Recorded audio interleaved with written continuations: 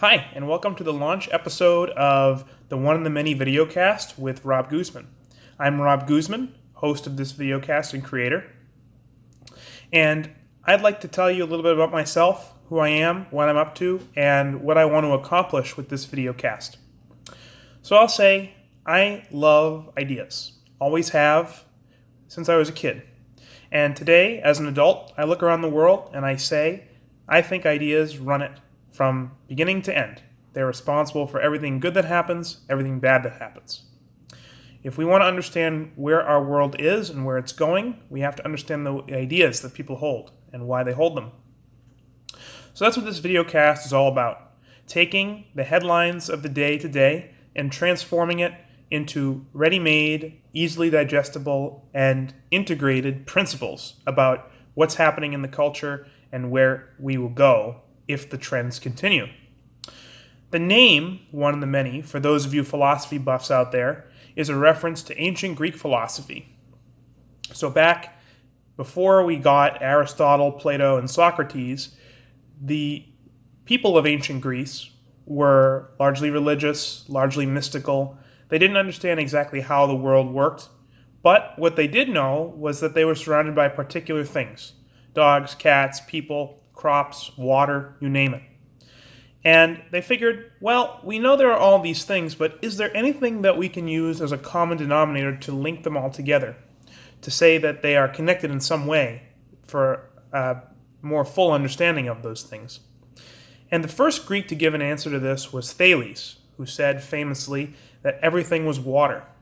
He believed everything was made of water ultimately.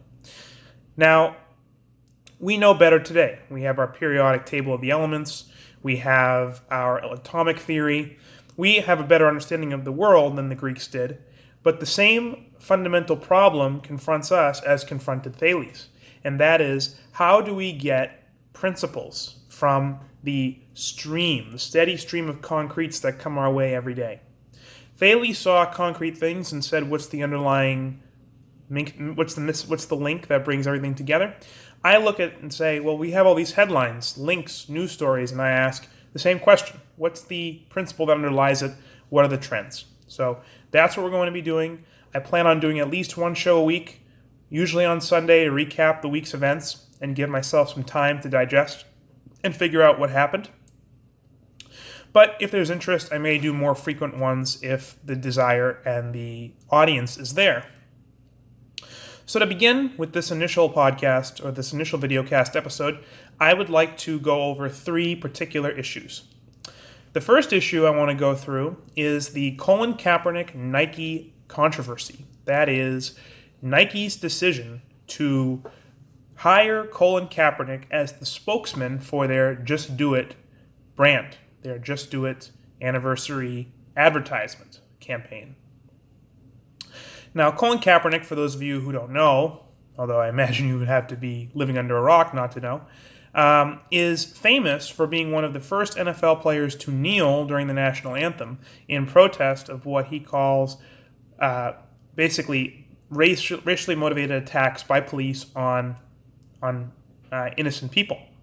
And this, of course, comes out of the Black Lives Matter movement. It's fiery movement that basically got started out by a series of high-profile shootings, particularly Michael Brown, Trayvon Martin, Philando Castillo, and a few others. And this movement posits that America is an oppressive place because we treat our black population poorly. Specifically, our police treat our black population poorly. Now, before I analyze this controversy and provide some ideas about it, I want to give you some context about my perspective on Black Lives Matter and on the kneelers in general. I am not a fan or sympathizer of either of these movements. I think they're both toxic and bad for America, each in their own way. I'll say about Black Lives Matter, I think they undo a lot of the good work that was done by the civil rights activists of the early part of the 20th century by making race everything. It's no longer about saying, well, your skin color doesn't matter, you can succeed. It's, are there enough people of a particular color in a particular place at a particular time? It's all about tokenism. It's all about representing. It's all about dividing and distinguishing. And that's one of the reasons I think Black Lives Matter is a toxic organization, toxic movement. I'm more than happy to go into that in further detail in future videos. As to the kneelers, I think they're part of a wider phenomenon of the left injecting social justice politics into every aspect of our life. Whether it's work, whether it's entertainment, whether it's politics, it's everywhere. I mean, you can't even go to a supermarket today without it. And yet, today, we see it here in Nike celebrating Kaepernick as part of their brand, bringing that movement into their brand. Now, the question you may ask is why? Well, I think one reason is that Nike is making a calculated risk, thinking their sales are going to go up because they'll get social justice cred for supporting this movement. It's a very polarizing movement. There are people who support it in large numbers here in the States, despite the fact that I disapprove of it. Now, a couple of things about the Colin Kaepernick controversy that I want to make clear, some points I can add. There are people who agree with me on this, who share my perspective, and they will often criticize Nike for things that I think are non-essential to this issue. And I want to point out a few of those for the benefit of my audience. And for those who disagree with me and hear these horrible arguments and don't want to be bothered to refute them. You can get your refutation here from me, even though we disagree. The first point that's often made about this that I disagree with is that, well, Nike is taking Kaepernick as their exemplar, as the face of their brand, and he's not even really a great sports hero. Why did they pick him? I mean, he basically was benched before the protests even began. He's not a particularly accomplished quarterback. He's not even very good. The whole mantra of Nike is believe in something, sacrifice, even if it means sacrificing everything. Which, by the way, is a silly brand because, what are you supposed to believe in? Is Santa Claus? That's something, right? Nazism? Democracy? And there's no guidance in that slogan. It's a very vacuous slogan for that reason. But they'll say, well, he's not a sports superstar. Why did they select him for their advertisement campaign?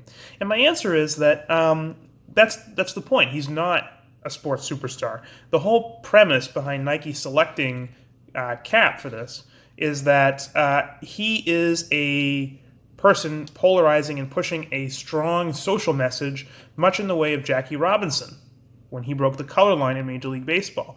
Nike is banking on Kaepernick being the next Jackie Robinson for whatever that means. Now, as I had said earlier, this is totally perverse because they are opposites. Jackie Robinson's demonstrations were all about showing that your skin color didn't matter and that you could be a good baseball player regardless of your skin tone. With Kaepernick and the Black Lives Matter movement, it's about distinguishing blacks separate from everybody else and making sure they get a share, their allotted share of the pie, whatever that means. So it's entirely anti-individual. It's entirely collectivistic, whereas Jackie Robinson is saying, don't be collectivistic. Don't judge by just the color, the superficial color of their skin. So, but the point stands. Nike is convinced this is a Jackie Robinson moment, so it's not about them promoting the next Michael Jordan or the next Mike Tyson or the next, Tom Brady. It's about getting somebody who's pushing a positive social message. So that's not good enough to say that they're picking someone who's a lackluster athlete. The second thing that I've seen, and this is a little bit more nefarious in my mind because I think it's a bigger mistake, is a common meme I see on Facebook. And this is even put up by people like Ben Shapiro, conservatives. It'll show a picture of, a couple of Chinese workers. And it will say, look at Nike. They are promoting Colin Kaepernick, spending millions of dollars on this campaign to promote his social justice brand and virtue signal. Meanwhile, they are hiring sweatshop migrant laborers in China for $2 a day, and some of the memes say, "Oh man, 80% of these are even women. Oh golly gee, it's a minority group." On top of that, so not only are they being paid less than what we would expect, but they're minorities. That's a double strike against Nike. So what these conservatives and libertarians are doing is they're taking the premise of the left that sweatshops are evil, and they're basically saying, well, look at Nike. They're hypocrites. They're social justice posing on one side, but then they're promoting sweatshops on the other to make their bottom line healthy. Isn't that a contradiction? Isn't that horrible? Well, it's not horrible. I'll say right now that the reason this is such a dangerous allegation is that When Nike employs people in sweatshops for $2 a day, whether they're Chinese, women, doesn't matter what group they're in, they're doing a moral thing. Sweatshops are a moral institution, provided they are done in a context where better alternatives lead to starvation or death or misery. You have to remember, the third world is not the West. It is not Europe. It is not America. It doesn't have the same level of technology, the same level of political system that we do. They don't have a constitution that guarantees property and individual rights. They don't have the skill set or the infrastructure to build an economy like ours overnight. Rome, as the old expression goes, wasn't built in a day, and neither are these countries. And so for Nike, a company that's made billions of dollars promoting a successful brand, to invest their money in these areas and give these people a chance to increase their holdings, get better skills, maybe become plant managers. Heck, some of these people might even open up their own companies in China, in Mongolia, in Indonesia, wherever they are, and become successful in their own right. So you can't deny these third world countries the intermediate steps that are required for them to become first world countries. You can't sit comfortably here in America and say it's immoral for Nike to do this. It's not immoral, it's moral. And the fact is, these people aren't being exploited. They're being given a wage, a salary. Whenever you take any job, whether it's, corner grocer, whether it's the big firm you work for, the fact is you have to make a trade with the employer. They value your labor more than the money they pay you, and you value the money they pay you more than the labor you give them. It's an even trade. It's a trade for mutual gain. And you can't deny these people that kind of opportunity in the name of, well, ours is higher, ours is better, and we are past the point they're at. That, I think, is wrong, and it's to send the wrong message. So don't make this argument either if you're going to criticize Nike. The last point that I hear sometimes made about this, and this is the last thing I'll say about the kneelers and Colin Kaepernick, is what the president said, what Trump said. Well, there should be a law against not kneeling for the flag. There should be regulations on the NFL that prevent this. These people should be fired. I mean, Trump made it very clear that he wanted these people fired, and he got on TV and in the press saying how these people who don't fire them are anti-American. Well, they could be anti-American, and a lot of them probably are. But the fact is that they are also a private company. They have the right to do what they want with their employees. If they decide they want to allow their employees to kneel during the anthem, then that's their policy and that's their right. They can do that as a firm.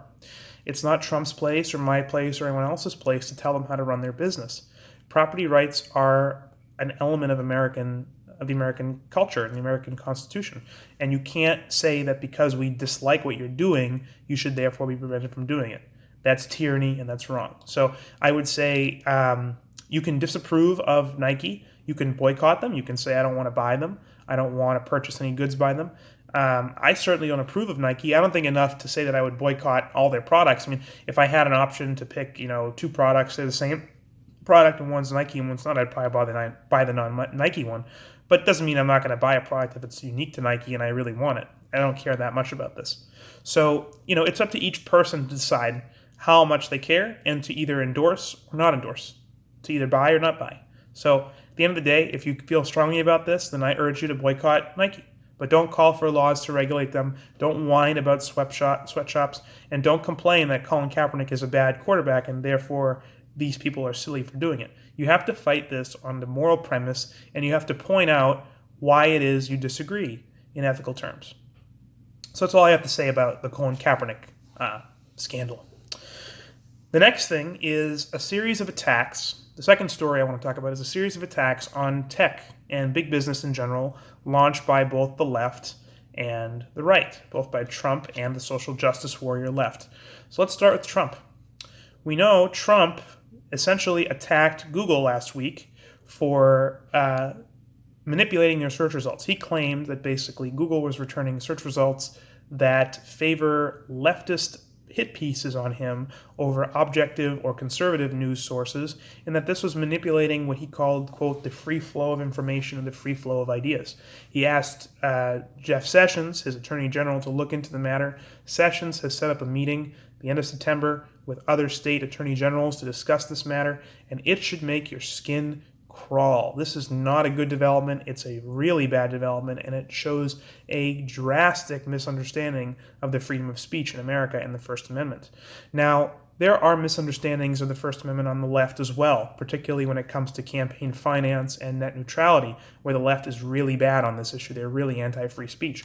But when it comes to free speech of Google and free speech of firms like Google to put out products and have people use those products, this is a clear violation of their free speech rights if Trump is going to start regulating their search results. Just because somebody doesn't like what's returned by Google doesn't mean they don't have a right to put it out the way they want to put it out. Google is a private company. You can freely use it or not use it, and you can always opt for an alternative. If there isn't an alternative, then you can start your own. And if there isn't anyone even after that, well, that's too bad. The fact is, Google is what created Google. The founders of Google is who created the product of Google. So they decide how it's used and what their policies are going to be. Now, personally, I think that if I were running a social media company or a search engine company or any of that, I would want to be as content neutral as possible to get as many people to use my product as I can. That doesn't mean that they're all going to do that. I mean, Mark Zuckerberg of Facebook is hugely into the social justice movement, and others in Silicon Valley seem to be as well, but that doesn't mean they're not going to do the right thing and make their platform content neutral. There are certain people they'll ban, like Alex Jones, and I may disagree with their decision, but the fact is it's their decision, it's their property to do so. You may be free to do these things, but you're not free to avoid the consequences of doing these things. If they decide they do it, they ban somebody, and people stop using their product, then so much the better for those people who don't want to use the product. They've gotten their message across peacefully. The other attack on big tech came from the left, and that was good old grizzly socialist Bernie Sanders from Vermont. Over a Labor Day weekend in New Hampshire, Bernie made a speech decrying Jeff Bezos and Amazon for being too wealthy while their employees take home federal benefits. He later, on Wednesday, introduced a bill called the Stop Bezos Act. Stop Bezos, clearly a reference to Jeff Bezos, which would mandate that all big employers, whether it's Amazon, whether it's Walmart, would have to pony up 100% tax on all benefits that are collected by their employees, such as such as Social Security, such as Medicare, food stamps, subsidized housing, etc. Now, before I get into the meat of this, and I have quite a bit of criticism for this point, I just want to point out how silly and inane this is, this acronym of Bezos Act. That's what it is, believe it or not. When they say Stop Bezos Act, they don't just mean the guy. Bezos in that act is an acronym. Well, more properly, it would be a backronym. They started with the name Bezos, and then they tried to shoehorn in all these words that make their point or make their legislation more clear. Bezos in that act stands for Stop Bad Employers by Zeroing Out Subsidies. That's their big move, is to make this clever little acronym out of somebody that's involved with the law, and it rolls off the tongue, and then it just keeps propagating itself. And meanwhile, people don't even know what the letters stand for. They forget what the words and the concepts even mean, and it becomes a complete floating term for them. That's how these ideas go by. These FDR wannabe types, these Bernie Sanders FDR wannabe types, are really good at coming up with these alphabet soup type of phrases that roll off the tongue. I mean, I could do it right now. I actually wrote one down here. Sanders. I could create a bill called the Sanders Act, or the Sanders Bill, all caps, Sanders, and it would stand for Socialist and Egalitarian Revenue Stream. How's that? Easy, simple, it's my backronym. And then people will forget that it has to do with socialist, egalitarians, and revenue, and they'll say, oh yeah, it's the Sanders Bill. Yeah, that rolls off the tongue, that's easy to remember. See, it's just so inane, these people. But this is, what happens when your political ideology can fit on a bumper sticker. It's really, really sad. Anyway,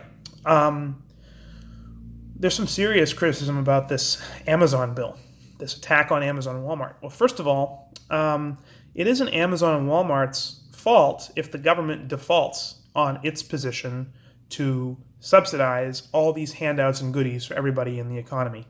I mean, the whole idea of a welfare state, of an entitlement state, is free goodies for everyone who needs them, cradle-to-grave entitlements. You are a ward of the state, you exist, and therefore you get some payment, some payout.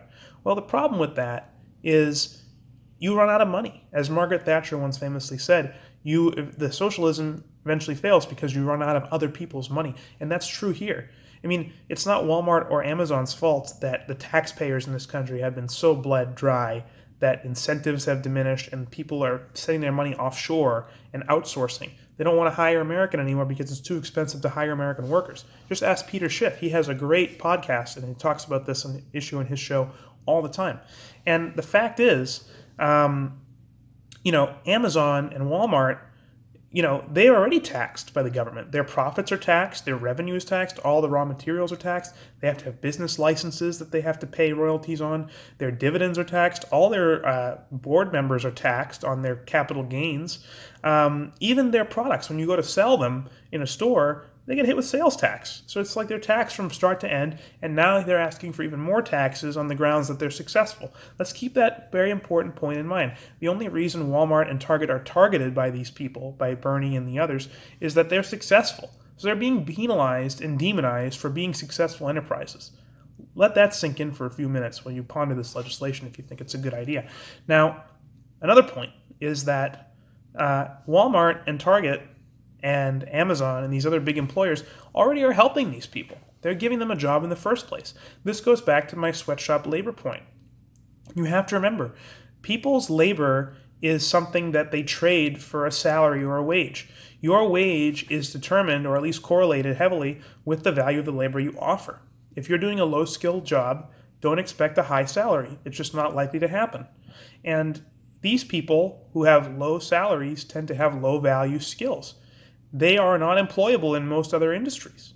And so if Amazon crops up in their neighborhood or Walmart crops up in their neighborhood and offers them a job at a salary that they like and they want to take it voluntarily, that's their choice. And it actually is a benefit for them. It's giving them an option they otherwise wouldn't have had. Walmart and Target didn't have to exist. Walmart and Amazon didn't have to exist. So the fact is these people are already employed by these companies. The fact that they either can't manage their money or they need more to live the lifestyle they want isn't grounds for taxing them because the government now has to pay for it. That's totally improper. Next point is, aside from helping the immediate employees, Walmart, Amazon, Target, all these stores have done a phenomenal job of revolutionizing shopping itself. They've revolutionized consumer spending in this country. I mean, look at Walmart. It's an all-in-one store. You don't have to make several stops. You don't have to go to CVS to get your prescription, and you don't have to go to Whole Foods to get your food. You can get your groceries, your clothing, your prescription. You can get everything from Walmart at a cheap price. It saves you gas money. It saves you time. Amazon, it's the same thing. I mean, Amazon started out as an obscure book retailer online. It was believed they were going to be beaten out by Barnes & Noble and Borders, and here they are now selling diamonds, jewelry, books, furniture, clothing. Heck, you could even buy like lawn equipment. You can buy all kinds of things on Amazon. It's an all-in-one superstore, and with a click of a button, it can get to your door in a few days. That's incredible. That's phenomenal. That was undreamed of 20 years ago. Something that people would have thought was a high-end luxury or out of a science fiction novel. So, they've already revolutionized everyone's standard of living, not just the people they employ. They've revolutionized particularly for the poor. So I think it's really important to keep that in mind as well. Finally, and this is the most important point I want to make, these companies that are successful, they've earned their money. And to point to somebody who's wealthy and to say, well, there's inequality of wealth, they're wealthy, others aren't, therefore there's a problem, is to drop the context of how that wealth was made. Now, there are people who earn wealth, like a Jeff Bezos or a Bill Gates, who create wealth by their own brilliance, by their own hard work, by their investment and their foresight, and they've earned their money. They've produced a value. People have paid them for that value. They've earned the money, and they are entitled to it because they created it. They should keep it, every penny. On the other hand, somebody like, say, a Bernie Madoff or a Al Capone, say, or a hold-up man at a bank who gets wealthy because nobody catches him, these people don't create wealth. They destroy wealth. They are parasitic on people who actually created wealth. So you shouldn't package together. You shouldn't put those two things together and say wealth per se is a problem. Wealth is a problem if it was obtained illegally, immorally, or immorally.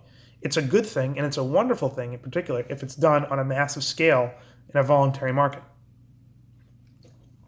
Now, if Bernie and others want to see the demise of Amazon or Target or Walmart or any of these firms, here's what I would advise you to do. Simply stop using them. You can boycott them just like people boycott the NFL. Throw away your iPhone. Deactivate your Amazon Prime account. Don't go to Walmart anymore. Shop at the mom and pop stores. Pay full price. I mean, the fact is, you'll see in a couple of days if you do this how much poorer you are, how much more you're spending, and how less convenient it is. Now multiply that across everyone else in the economy and wonder, well, people going to do this, want to do it? Are they going to be happier or better off doing it? I don't think so. So if you want a society that passes a law like that, then do that for a few weeks and see how you feel, and then you'll know. Now, the last topic I want to talk about is a couple of op-eds that were in the news last week concerning President Trump. Now, one of them was overshadowed by the other, so I'll start with the one that was overshadowed. And this was written by Chuck Todd, an NBC reporter. And this op-ed basically argues that Trump has demonized the media to a point where they are now considered the enemies of the American people. And this isn't new. It started out with Nixon and especially got really crazy with Fox News. So Todd says, well, it's all Fox News' fault. Roger Ailes and Rupert Murdoch, they came in, and what was the problem? Well, they saw all this coverage they didn't like from the mainstream press, so they created their own enterprise, and they balanced the truth. So that's the phrase that Chuck Todd uses. He says they balance the truth. They basically are creating a conservative bubble, a conservative echo chamber to rival what they perceive to be the left bubble, left echo chamber. And they are spinning the truth. They're subjectivists. And so we as journalists need to take the high road and fight for objectivity. That is what Chuck Todd says in the op-ed. And he says journalists have to fight for this, fight back for this. Now, what do I have to say about this? Well, I don't think he's sincere. I think it's a little silly. It's like the kettle calling the pot black. I mean, Chuck Todd is a member of the media, the mainstream press. Okay? If you look at a lot of these journalists, they are leftists. They are left-wing sympathizers. And almost all they're writing, they attack capitalism, they attack America, they attack conservatives. And there is no balance. They mix facts with their own distorted perception. And the whole time, they're arguing that truth is subjective. I mean, a lot of these people are coming out of universities and are taught by intellectuals who are themselves either Marxists or postmodernists, who believe truth is impossible. They're basically skeptics. They think that everyone has their own perspective. There isn't truth. There isn't objectivity. They think there's white truth and black truth. There's male truth and female truth, gay truth, straight truth. There is no truth. I mean, these are the people who go around saying that gender is a social construct, or capitalism is a social construct, or socialism is a social construct. They think everything is a social construct. Okay, social construct. What does that mean? It means created by the human mind. It means that it doesn't exist in reality. There's no basis for it. It's arbitrary. And here we now have somebody who is an acolyte of that way of thinking, someone who has pushed that agenda and been a part of that cabal for years, saying that he wants objectivity. Why? Because someone in the White House he disagrees with got elected? That's ridiculous, and it's insincere. If you really want to attack the premises that underlie Fox, Trump, and the conservatives, which, I agree they have real problems and they are not attached to the truth, then attack the subjectivity. Don't try to argue for your own brand of subjectivity and then pass it off as objectivity. Chuck Todd, in his article, even goes so far as to say, journalists' job, the media's job, is to basically create, he says that word, create a set of shared facts that everyone in the society can agree with. And that is the democratic process, and that is how a democracy functions. Wrong. First of all this talk about coming together and creating shared facts, humans don't create facts. Facts are a result of a human consciousness processing objective reality. Okay? Objective reality exists independent of us. It's there independent of what we think, right? Now, we interpret it, we perceive it, but that doesn't make it subjective. It doesn't make it created by our mind. We don't create we don't create a version of everything we see in our head, We perceive it and we can integrate it properly or improperly. There is a right way to think about things and a wrong way to think about things. And that's what objectivity requires. the collectively subjective is not objective, and that's what Chuck Todd in his op-ed argues for. I'll put a link to this op-ed in the show notes. The other op-ed, of course, is this Lodestar op-ed, written by a high-ranking anonymous senior Trump official. Now, I call it the Lodestar op-ed because the word Lodestar is used in it, and Lodestar, of course, is a reference to the North Star. It's supposed to be a guide for ships when they're in dire need, and this person is saying that he is essentially a member of this silent resistance that are trying to undermine Trump and basically prevent his policies from being enacted in the name of a steady state. He basically argues that we need more McCains and fewer Trumps. And this, of course, is coming on the heels of McCain's funeral, where the left and conservatives of the Bush variety attacked Trump. Now, again, I'm not a fan of Trump. I do think most of the accusations of the Lodestar op-ed, Chuck Todd, and the forthcoming book of Woodward on Trump, that he's arrogant, that he's irrational, that he is a pragmatist, he's not fixed to any principles, that he's not long range, that he's range of the moment mentality. I agree with all that. I think that from what I can see as an outsider looking in, based on what I've read and what I've seen in the media and what I've seen him do, I imagine he's a pretty good dad, he's a terrible husband, and he's a really bad boss. I can imagine all that, and I think that's the case. But that doesn't excuse somebody who claims to be on his side coming in and supplanting him behind his back and pretending that they're doing the right thing in some shadow cabal elite that isn't even elected. These people are not elected. I mean, if you're a fan of democracy, and I'm not, I think democracy, as Benjamin Franklin once said, it's two wolves and a sheep deciding who's for dinner. We live in a republic, not a democracy. Democracy doesn't set limits or parameters on what can and can't be voted for. In a republic, you have rights. Those rights are enforced by the government. You can vote on minor policies and who holds offices, but you don't vote on laws to decide who gets what right.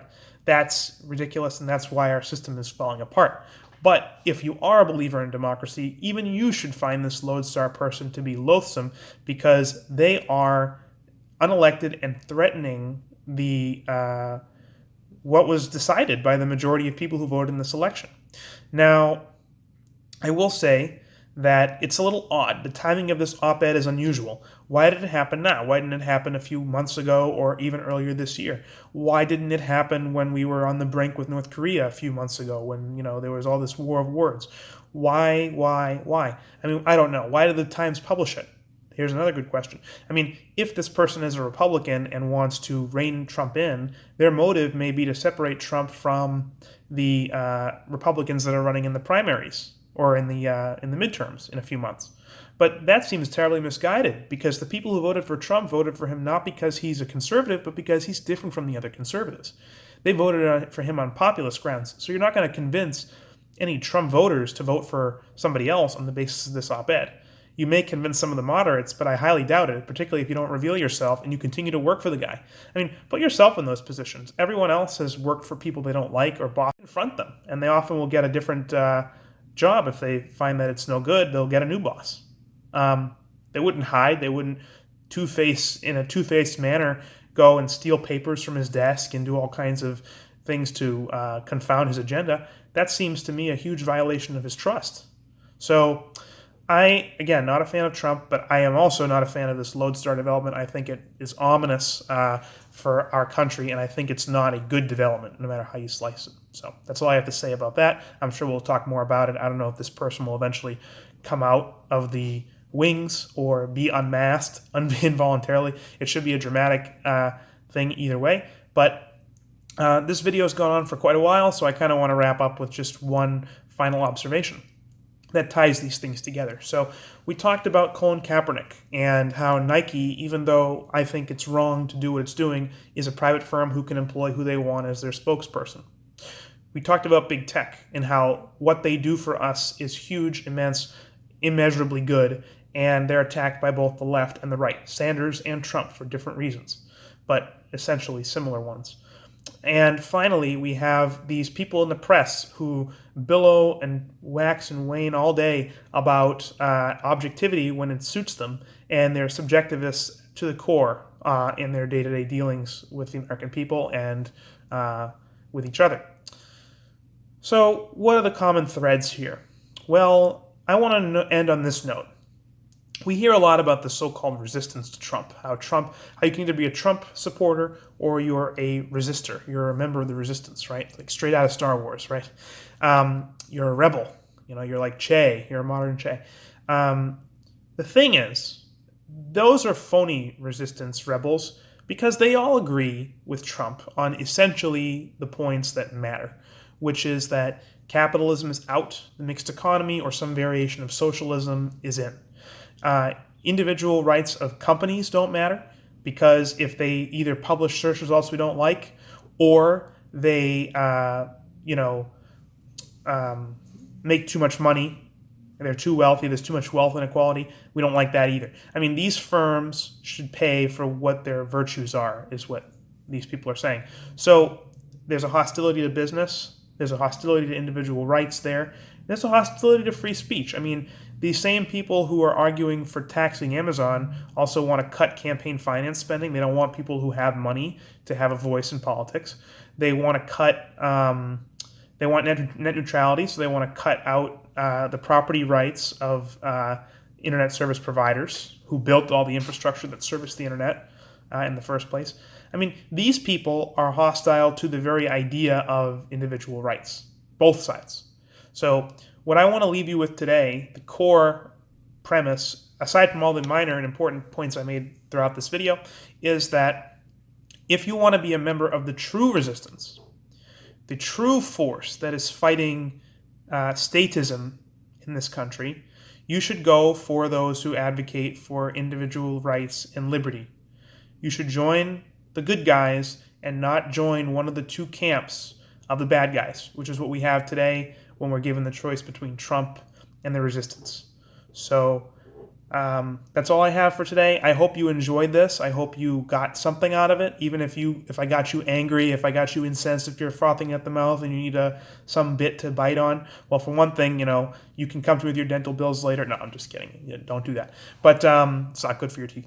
But I will say, I look forward to hearing from people who have good and bad things to say. If you think the content was good, but the video quality was bad or the lighting was bad, come forward and tell me. If you think you want to hear about other things I didn't mention, if you think I was dead wrong on something and you want me to correct it, or if you want me to address a question, feel free to email me. You can check the show notes page to cut to any one of the major points I began in this video. You can email me, which is also there. And I provide a couple of links to some of the op-eds and issues that I talked about today, so you can follow up on your own if you really want to vet what I said. In any case, thank you so much for listening. Have a lovely afternoon, and see you later.